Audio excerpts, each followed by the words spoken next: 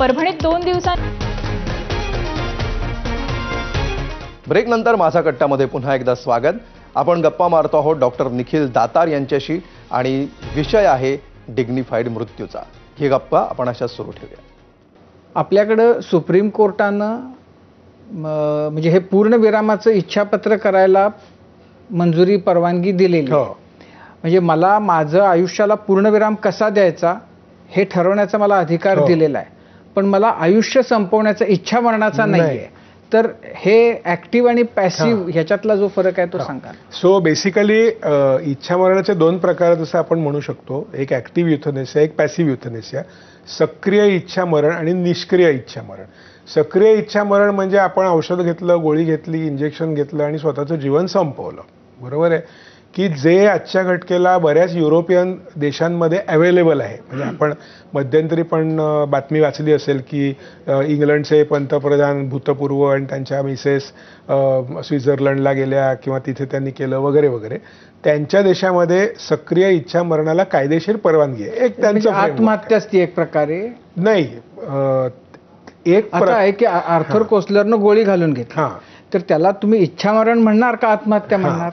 बरोबर आहे. सो त्याच्यावरचं उत्तर हे असं आहे की ही जी काय एक थिन लाईन आहे की त्याला जसं आता उदाहरणार्थ आता जसं ज्याला आपण to commit suicide, attempt to commit suicide हा एकेकाळी आपल्या देशामध्ये गुन्हा होता.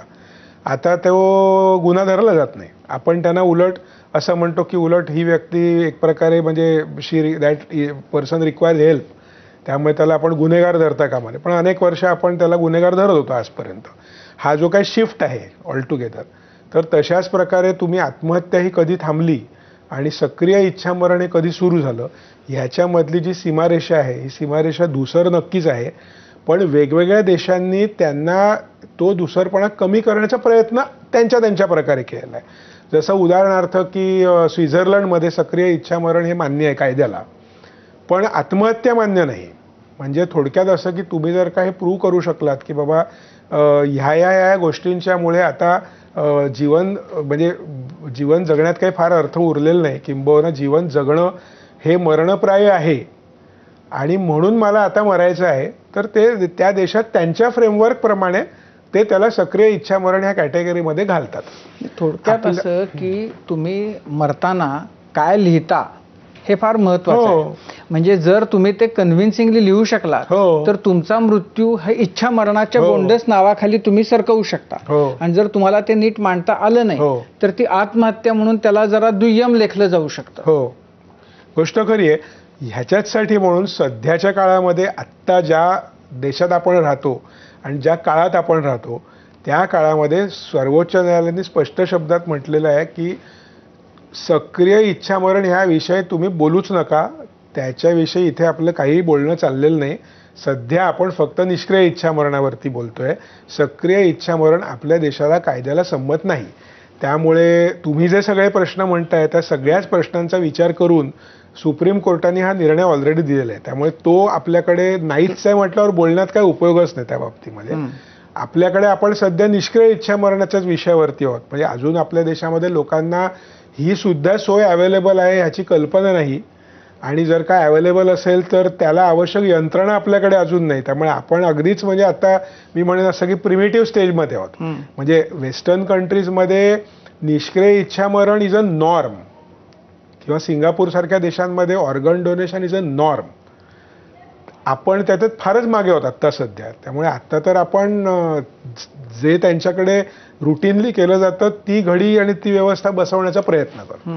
आणि इथे सध्या मी म्हटल्याप्रमाणे ज्याच्यावर 100% कायदेशीर क्लॅरिटी आहे तीच गोष्ट लोकांपर्यंत पोहोचणे, तीच लोक सरकारपर्यंत सांगा की 100% क्लॅरिटी निष्क्रिय इच्छा मरणाच्या बद्दल काय आणि कुठपर्यंत आहे? निष्क्रिय इच्छा मरण हे प्रत्येक नागरिकाचा मूलभूत अधिकार आहे असंच सुप्रीम कोर्टने म्हटलेलं आहे. त्याच्यामुळे अधिकार आहे का नाही, 100% अधिकार आहे. तो अधिकार बजावताना काय काय अडचणी येऊ शकतात मी ज्या म्हटल्या तशा, की तुम्ही शुद्ध सरपली असेल तर काय आहे, तुम्ही म्हणालात की मला घ्यायचं नाही, पण मग ते कॉरेस्पॉन्डिंगली हॉस्पिटल काय करेल, ह्याचा गैरवापर होईल का, डॉक्टर कसं नक्की ठरवतील, नातेवाईक कसं नक्की ठरवतील, डॉक्युमेंट ऑथेंटिक आहे का नाही कसं ठरवता येऊ शकेल, हे जे सगळे विषय आहेत या सगळ्या विषयांना सुप्रीम कोर्टनी त्यांच्या ऑर्डरनी पूर्णविराम दिलेला आहे. ह्याच सगळ्या गोष्टी सांगून की आयडियल केसमध्ये प्रत्येक व्यक्तीने स्वतःचं इच्छापत्र बनवावं, ते इच्छापत्र कस्टोडियनकडे द्यावं. कस्टोडियनची एक ऑनलाईन प्रकारची डिजिटल प्रकारची पद्धत असावी की जेणेकरून ऑथेंटिसिटी कन्फर्म करता येईल. ज्या वेळेला त्या व्यक्तीला तशा प्रकारच्या रिलीफची आवश्यकता असेल तर त्यावेळेला डॉक्टरांची कमिटी असावी आणि ती डॉक्टरांची कमिटी सरकारीच असावी वगैरे असं काही कुठे सुप्रीम कोर्टने म्हटलेलं नाही आहे. तुम्ही ज्या हॉस्पिटलमध्ये ज्या डॉक्टरांच्या अंडर ट्रीटमेंट घेत आहात तर त्याच डॉक्टरांच्या अध्यक्षतेखाली ती कमिटी असावी. सर्वसाधारणपणे हॉस्पिटलांमध्ये जेव्हा पेशंट असतात, विशेषतः अशा प्रकारचे पेशंट असतात, तर असं सुद्धा ICUमध्ये त्यांना 2 किंवा 3 डॉक्टर बघतच असतात साधारणपणे. तर अशाच 3 डॉक्टरांची एक कमिटी असावी. त्या कमिटीने पुन्हा एकदा ह्याचा आढावा घ्यावा, नातेवाईकांच्या बरोबर खात्री करावी, ॲडव्हान्स डिरेक्टिव्हची कॉपी पडताळून बघावी आणि हे सगळं पडताळून बघून त्यानंतर पुढची कारवाई करावी.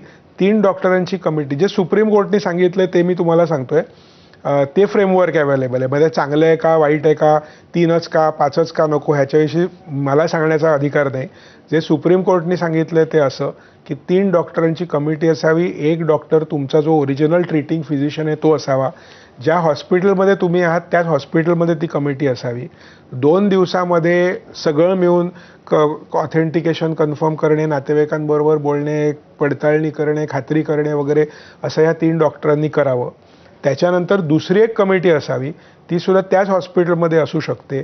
त्यात फक्त 3 वेगळे डॉक्टर असावेत, म्हणजे टोटल 6 डॉक्टर असावेत सगळे मिळून टोटली. त्याही डॉक्टरांनी पुन्हा एकदा त्याची पडताळणी करावी. फक्त फरक एवढाच आहे की त्या 3 डॉक्टरांपैकी एक जो डॉक्टर असेल तर त्या डॉक्टरांनी that doctor should be the representative of the chief medical officer of the district. म्हणजे थोडक्यात सांगण्याचा अर्थ असा आहे, जे सुप्रीम कोर्टला अपेक्षित आहे ते असं आहे की जसं आज ऑर्गन ट्रान्सप्लांटसाठी एक लिस्ट असते डॉक्टरांची किंवा हे approved surgeons for organ transplant, की त्यांचं कुठेतरी चेकिंग केलं जातं की ह्यांना त्यांचं सगळं कन्फर्म केलेलं आहे बाबा, काय शिक्षण म्हणा, अनुभव म्हणा, याव म्हणा, त्याव म्हणा वगैरे वगैरे.